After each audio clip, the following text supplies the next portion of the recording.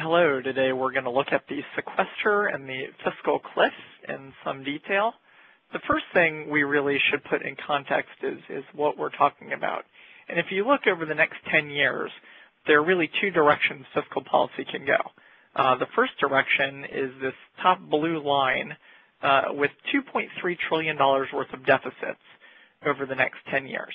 And that's the Congressional Budget Office baseline, their projection for where we would be if there were no changes to current law. Congress and the President just left Washington for 10 years and left things as they are. And that really is actually a pretty benign outlook for the deficit. You can see that deficits go about to zero, almost a balanced budget by the end of that budget window. And so really, if we follow current law our next 10 years, we're in pretty good shape. Now, there's this red line down here of a $9.7 trillion in deficits over the next 10 years, which is a much worse outlook. And that's the outlook if we follow current policy.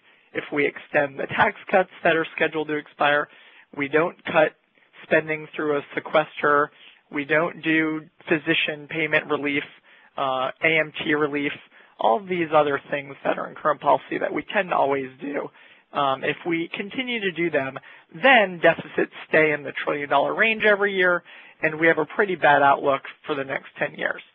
So the debate over the fiscal cliff is really this debate between those two lines. Do we follow current policy, or do we follow the current law? The reason following current law is a problem is because you get into some economic issues with such a short-term amount of deficit reduction while the economy is still recovering. Let me just go over some of the orders of magnitude of these different things making the difference between current law and current policy. So to get from that 2.3 trillion to 9.7, you extend the tax cuts, which is about $3 trillion.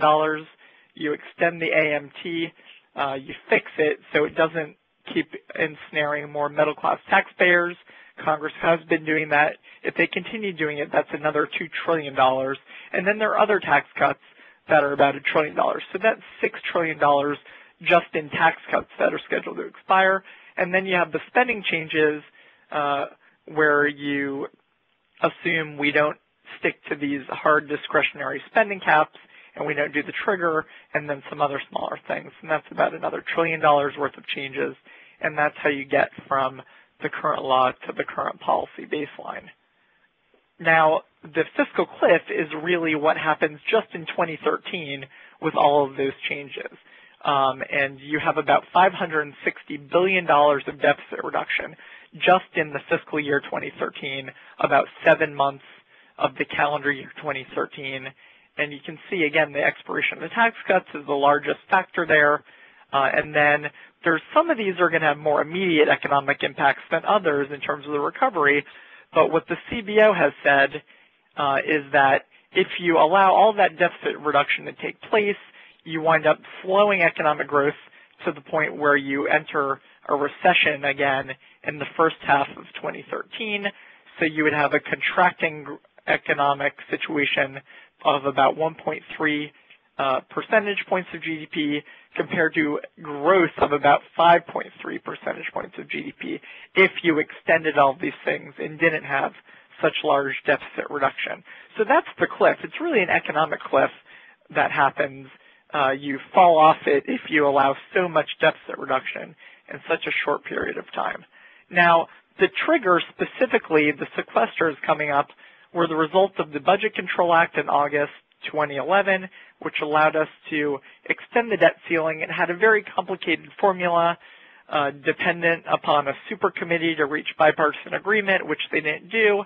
And so you have these triggered cuts, and it's divided equally among 10 years. It's about $109 billion of across-the-board cuts a year for the next 10 years.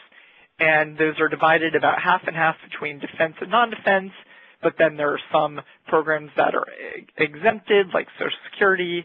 A lot of Medicare spending is exempted, and some other programs are exempted. So what you wind up cutting is further cutting discretionary spending. About 71% of the cuts from the trigger is in discretionary spending, a little bit of mandatory spending, and then interest savings. So the net result is that you've spent a lot of time cutting non-defense discretionary spending. You've also cut defense spending as well, but if you look just at the non-defense discretionary spending, you're actually cutting below any level we've seen really in the modern budget era, where if you include the sequester and the caps that were passed last August, you wind up cutting that part of spending down to about 2.5% of GDP relative to, let's say, the lowest level since 1970, which was just over 3% of GDP, and then the historical average for the last 30 years has been closer to 4% of GDP. So really a very large cut in this one part of the budget. But you can also see defense spending is projected to shrink down to about 3% of GDP from the Afghan and Iraq war high of about 4% from the late 2000s. So the real issue, though, is that we have this long-term budget challenge where you have the debt that's going to rise from about 73% of GDP up to about 225% of GDP by 2040.